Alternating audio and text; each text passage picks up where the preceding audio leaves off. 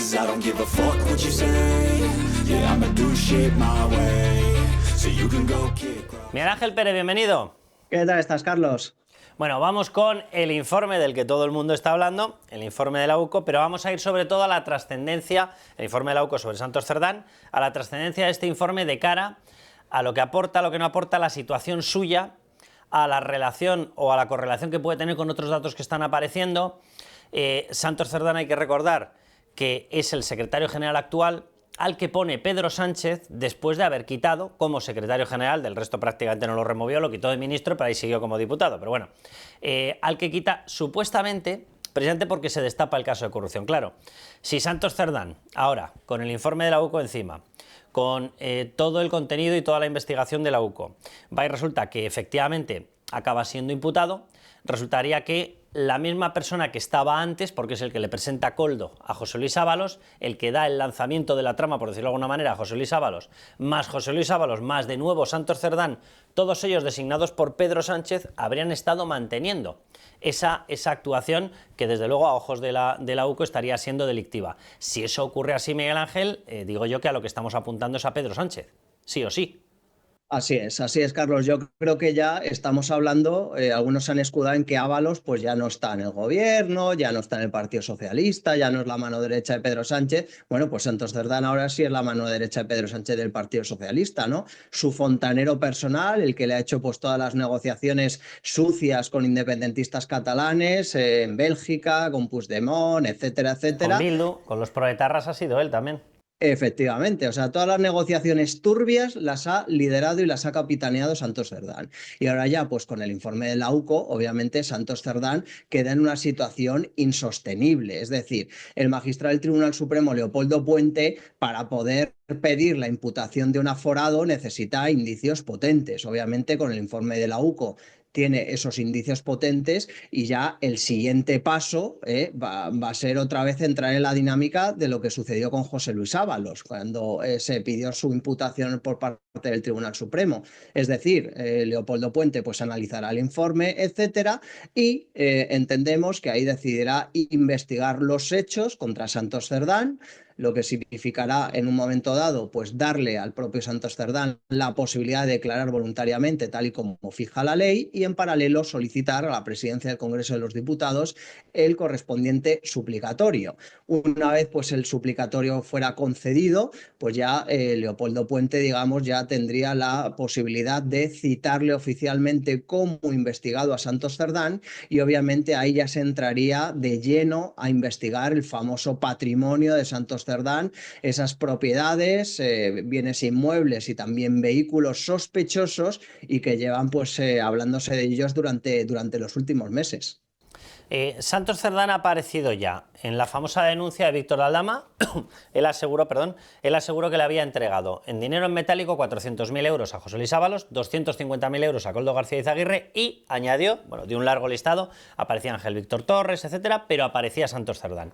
Y de Santos Cerdán además contó una cosa muy curiosa que empieza a encajar con todo lo que se ha ido incorporando, tanto a la investigación como al sumario, a lo largo de los últimos meses. Y habló de que se le dio 15.000 euros por una comisión por una empresa de las que llevaba él en lo que se denominaba el cupo vasco, que tócate las narices, macho, yo siendo navarro, que resulta que tengamos que estar aceptando que el cupo vasco incluye Navarra, pero bueno, cosas del PSOE, ¿qué le vamos a hacer? Bien, esa empresa no consiguió la adjudicación, de hecho se lo dieron los 15.000 euros como compensación, con lo cual se nos queda la duda, obviamente, de a cuánto puede ascender el dinero cuando triunfa tu empresa, pero bueno.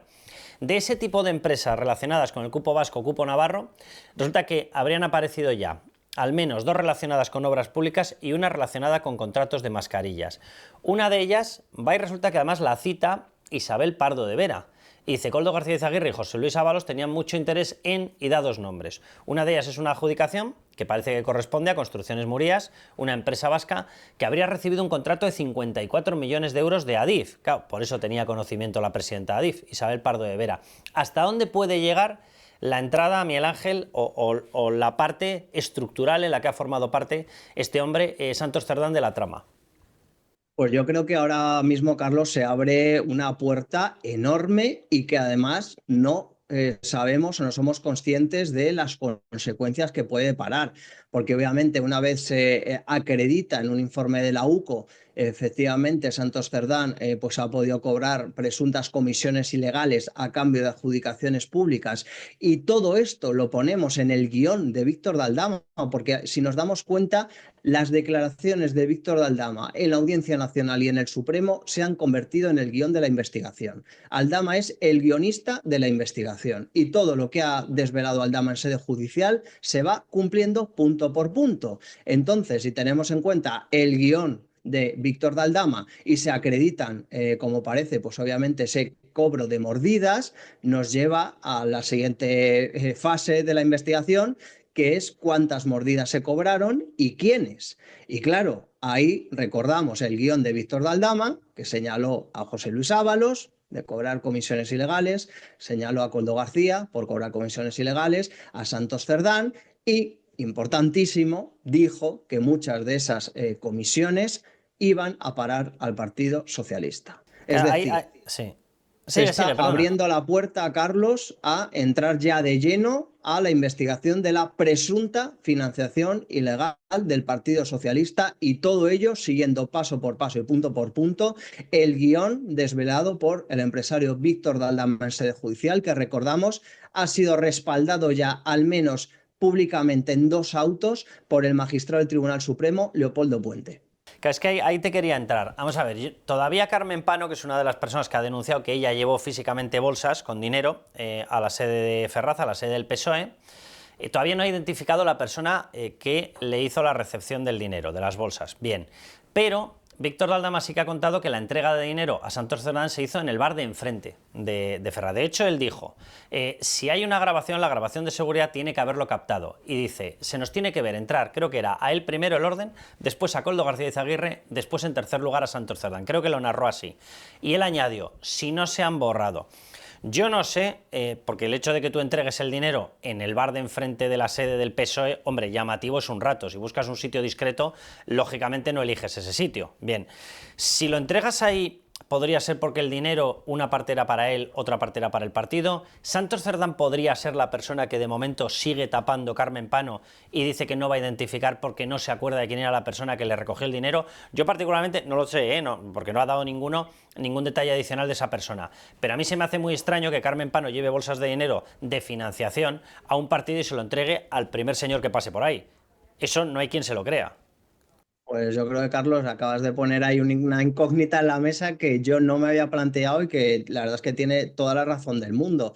Una de las X de toda esta historia de Carmen Pano era efectivamente que en ningún momento ella ha querido desvelar, porque dice que no se acuerda, que no sabe bien a qué persona entregó el dinero. Hombre, tú sabes cómo es la persona físicamente, la puedes describir aunque no te acuerdes bien. Pues sabes, es moreno, rubio, si era Miguel bajo, Ángel, alto, gordo. Y no vas a entregar una cuestión tan peligrosa y tan delicada, no se la vas a entregar al primero que salga y dice, no, dame a mí el paquete. Eso No, dame a mí el paquete, no, ¿cómo te llamas? ¿Quién Por eres? sentido común, Claro. entendemos que si le había mandado al Dama a llevar ese dinero, pues le diría, ¿pero a quién le tengo que entregar el dinero? Pues no, se lo vas a entregar a un miembro del PSOE que se llama tal y que te espera en la segunda planta, es así, tal y cual. Con lo cual... o una persona que la vas a reconocer porque es de esta manera, de este peso, de esta altura, si no, no se lo das.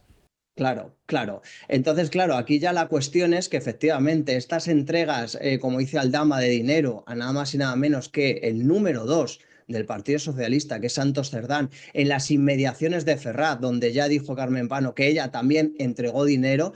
Estamos ya, el epicentro de Moncloa también en Ferraz. O sea, al final el epicentro de la corrupción se empieza también a trasladar a Ferraz, y por eso se puede hablar ya de que esto es la puerta para investigar la financiación ilegal del Partido Socialista. Porque obviamente tampoco tenemos que dejar soslayar pues esa información que publicamos en Libertad Digital, porque claro, aquí también tenemos a una persona como es José Luis Ábalos, que está en una situación económica, jurídica, familiar y personal muy complicada, está completamente desesperado, cree que el Partido Socialista le ha dejado desamparado, que Pedro Sánchez totalmente le ha dejado ahí que se pudra, y obviamente si, como nos contaban, se está planteando el cruzar el charco e ir de la mano de Víctor de Aldama y empezar a colaborar con la justicia, desde luego si tenemos a Santos Cerdán por un lado imputado y por otro lado a un José Luis Ábalos, que era la mano derecha de Pedro Sánchez, uña y carne, más incluso que Santos Cerdán, porque Ábalos era mano derecha, como hemos podido ver en los mensajes del Mundo, en todo lo relativo al gobierno, al partido, es decir, era absolutamente el consejero personal del capo de Pedro Sánchez. Con lo cual, si tenemos a un Ábalos que empieza a tirar de la manta siguiendo pues lo que ha hecho Víctor Daldama, que está por ver todavía, y por otro lado tenemos a un Santos Cerdán imputado, desde luego la pinza contra Pedro Sánchez sería tremenda, demoledora, y aunque tenemos a un Pedro Sánchez que sigue sobreviviendo con el paso de los años a todo tipo de escándalos y casos de corrupciones, hombre, yo creo que su situación ya es que está ya en la recta final, ¿no? A ver, ha ocurrido otra cosa estos últimos días que también le suma presión a José Luis Ábalos a la hora de tomar una decisión de si empieza a buscar un futuro más suave penal o sigue desafiando la ley de la gravedad. Y me refiero a la imputación de Pardo de Vera. Isabel Pardo de Vera era la presidenta de Adif. Pardo de Vera, ya lo hemos comentado antes, fue la persona que identificó dos obras en concreto y dijo: Ábalos y Koldo no dejaban de preguntar por estas obras, que dices, a ver, perdón, las adjudicaciones de las obras se hacen de la siguiente manera: se proyecta presupuestariamente una necesidad de objetivo nacional, vale, se determina, se negocia con la comunidad autónoma que sea correspondiente, etcétera. Bien, perfecto. Una vez que está determinada, se pasa a las mesas de contratación y supuestamente el cargo político no tiene que volver a saber nada.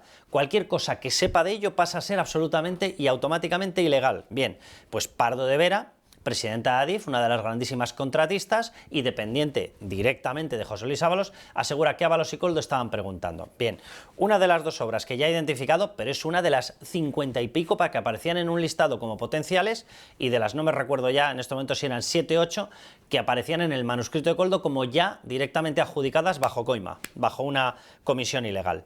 Bien, de todas esas hay un montón que son de Adif. Si Pardo de Vera ya ha empezado a señalar a Ábalos con las obras de Adif, porque es verdad que ella era el segundo escalón y quien decidía ahí era Ábalos, Ábalos sabe que le van a soltar información por todas partes. Y máxime estando ahora imputada Pardo de Vera. Pardo de Vera va a multiplicar el cauce de información, seguro, porque va a buscar su salvación, seguro. Por tanto, Ábalos debería buscar una salida para él mismo. La única posibilidad que tiene es sumarse al coro de delatores. Así es, Carlos. Yo tengo la impresión de que su situación judicial es complicadísima, pero que va a empeorar. Esa es la clave. O sea, de ahora para adelante lo único que puede pasar con Ábalos es que vaya a peor.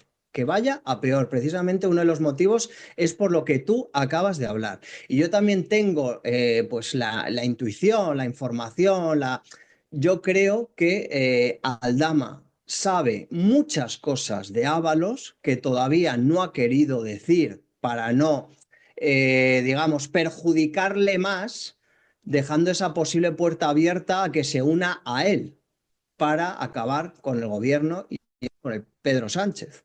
Entonces yo tengo la impresión que Aldama, digamos, podría estar un poco tanteando a Ábalos y en Mira, función de lo que...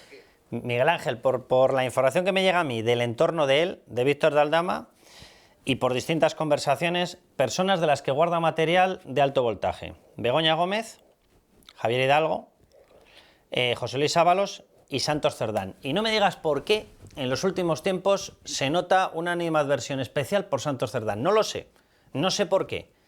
Yo no sé si es que tiene preparado un paquete especial, yo no sé si es que le considera el eje de la traición a Ábalos y por lo tanto el eje de que él haya entrado en desgracia, no lo sé. Pero da toda la sensación de que efectivamente guarda mucho, lo que estabas diciendo, Miguel Ángel, de que guarda muchísima información sobre Santos Cerdán. Sí, yo creo que tiene muchísima información y desde luego pues yo creo que ahora Aldama está un poco a la expectativa de a ver qué camino elige José Luis Ábalos. Si José Luis Ábalos se une a él, pues yo creo que obviamente Aldama en sus declaraciones, denuncias, etcétera, pues a Ábalos le va a caer, pero porque es inevitable que le caiga, pero desde luego con muchísima menos ferocidad que le pueda caer al resto. Y desde luego aquí lo que empieza a vislumbrarse es que Santos Cerdán también es una pieza clave en toda esta historia, porque es que además es el actual secretario de organización del Partido Socialista, la actual mano derecha de Pedro Sánchez, y desde luego Aldama va a por todas. Con lo cual, yo creo que es muy importante la situación judicial de Santos Cerdán, no es uno más, no es uno más, y por supuesto, si Víctor de Aldama, yo creo que están a la expectativa un poco de estos últimos movimientos, del informe de la UCO, también pues si el Partido Socialista da el paso o no de querellarse contra él después de haber amagado, etcétera, y yo creo que ahí ya, en función de esos acontecimientos, Aldama puede seguir tirando de la manta, y desde luego si Ábalos empezara a cantar, yo creo que es que ya Pedro Sánchez tendría poca salida, o sea, muy Oye, poquita salida. Oye, siempre se ha hablado de que la labor, no sé cómo llamarlo, de impulsor, de catalizador, de acompañante, de tal, porque no era el cerebro político. Tú lo has dicho y es verdad que Pedro Sánchez se fiaba mucho más para cuestiones políticas, se fiaba de Ábalos, mucho más que de Santos Cerdán. Luego a Santos Cerdán le daban las órdenes hechas y le decían ejecuta, ejecuta y busca un acuerdo con Bildu, traiciona todo lo traicionable y ejecuta el acuerdo con Bildu, ejecuta un acuerdo con los golpistas en Waterloo, con la fotografía encima de las urnas y con lo que te pongan, es el ejecutor, pero no es el diseñador de la estrategia, pero le ha acompañado en todo. Siempre ha habido un chun de que las famosas primarias de Pedro Sánchez contaron con ayuda. En ese famoso peyot estaba Santos Cerdán. Santos Cerdán, de hecho, es el que lleva al hombre que dormía con los avales, que era Koldo García Izaguirre. Un día nos explicarán dónde se conocieron cuando el uno era portero de prostíbulo, por cierto, en uno portero de prostíbulo en el Rosalex, y luego tenía todas las relaciones del mundo con otro puticlub que había en Pamplona, que joder, yo de verdad he estado viviendo en Pamplona, yo no sabía que había tantos puticlubs allá, pero bueno, oye, cosas de cada ambiente donde vivas, ¿no? Bien, el Olimpo era el otro. ¿Podría llegarse a dar la situación, lo digo porque en el caso de José Luis Ábalos, la UCO ya ha empezado a incorporar determinadas anotaciones sobre una fundación que no tenía nada que ver con el caso actual, pero que también ha tenido siempre unas sospechas de estar jugueteando con fondos del Partido Socialista, y me refiero a Fiadelso?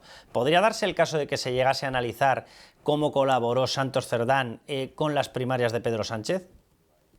Bueno, la verdad es que yo creo que todo va a depender efectivamente de si el juez y la UCO entran de lleno en esa presunta financiación ilegal del Partido Socialista de Santos Cerdán, y yo creo que de ahí podría haber una serie de ramificaciones tremendas, ¿no? La verdad es que Lo digo, Miguel Ángel, porque tú ya has comentado en tus noticias que hay parte incluso previa a la denominada trama Koldo. Sí, efectivamente. Lo que nos contaron es que tanto la UCO como la Fiscalía Anticorrupción tenía información de Santos Cerdán previa, todo en el famoso pendrive este que incautaron a Koldo García, que pertenecía a Ábalos, y que han ido desencriptando, ¿no?, los agentes de la UCO, y que ahí han encontrado cosas previas. La verdad es que no sabemos exactamente a cuántos años se remonta esa información delicada y sensible, pero lo que sí nos consta, obviamente, es que esa información la tienen muy presente, la tienen muy encima de la mesa. No sabemos qué información concreta se ha podido obtener de ese famoso pendrive, pero puede ser obviamente una bomba, o sea, puede ser obviamente información importantísima de hace años, y no sabemos, no se puede descartar que efectivamente todo empiece desde la llegada de Pedro Sánchez, desde esos pucherazos en las primarias, etcétera. También, a colación de la situación actual de Ábalos, de Santos Cerdán, hay que poner encima de la mesa que hace un par de meses o así, hubo también movimientos extraños en torno a Koldo García. Se empezó a hablar de que Koldo García se está dando cuenta que se iba a comer el marrón, y que estaba sopesando dar el paso también de empezar a colaborar con la justicia, como hizo Aldama. ¿Qué es lo que sucedió? Que de repente hubo un cambio de abogado muy Ya. sospechoso, muy sospechoso. Todo el mundo dice que al final, como al final Koldo García es una persona, entre comillas, manipulable, le engañaron, le liaron, le cambiaron el abogado, y al final, de momento, ha mantenido la línea. Oye, Yo creo que ese le que utilizas, porque a lo mejor un día habría que empezar a mirar quién está pagando a los abogados. Lo digo porque supuestamente gente que tiene cuentas intervenidas, que no tiene dinero en España, que de hecho está asegurando que lo pasa muy mal económicamente, el caso lleva año y medio y aquí no se deja de pagar a los abogados. De hecho, Carlos, en la información que publicábamos sobre Ábalos, nos decían que una de las cuestiones de que Ábalos se planteara dar el paso de colaborar con la justicia es precisamente la cuestión económica. porque Ábalos esperaba de alguna forma algún tipo de guiño, colaboración, etcétera, de algún tipo de forma directa o indirecta que le ayudaran a sufragar su defensa. Y se ha encontrado con la nada. Y claro, esto unido a su situación judicial, investigan a su hijo, que ya ha ido a declarar como testigo al Supremo, etcétera. Claro, todo esto lo metes en el mismo cóctel y se entiende muchísimo mejor por los famosos mensajes de WhatsApp, ¿no? Yo creo que al final eso no ha dejado de ser un aviso, una alerta de decir, oye, sabéis que tengo cosas, esto es solo un aviso, pero tengo cosas mucho más gordas. Os pongo esto encima de la mesa, a ver cómo reaccionáis, a ver cómo contestáis, y si desde luego por parte de Pedro Sánchez o del gobierno del PSOE no se mueve ficha y le dejan ahí obviamente tirado a Ábalos, yo creo que Ábalos va para adelante contra ellos también, ¿no? O sea, yo no descartaría para nada que diera ese paso de la mano de Víctor de Aldama, porque ahora mismo Ábalos empieza a no tener nada que perder. Y Ábalos es de gustos caros, ¿eh? Lo tenemos certificado hasta por los enchufes de las prostitutas y hasta por las furgonetas. Seguiremos hablando de todo esto, Miguel Ángel. Fíjate que a lo mejor ha cometido, bueno, lo que pasa es que es un error inevitable, pero Pedro Sánchez, con su intento de afianzarse y de aguantar, claro, está provocando que no haya un movimiento político mientras se prorrogan y se realizan las instrucciones y las diligencias propias de casos que son muy complejos. Y eso lleva aparejado un coste judicial para gente que a lo mejor a corto plazo podría plantearse el aguantar y no hablar, y que a la larga no le queda más remedio que empezar a delatar, ¿eh? Pero bueno, hablaremos de todo eso, Miguel Ángel. Muy bien, por supuesto, aquí todas las novedades. Un abrazo. Un abrazo, Carlos. Hasta la próxima. I don't give a fuck what you say. Yeah, I'ma do shit my way.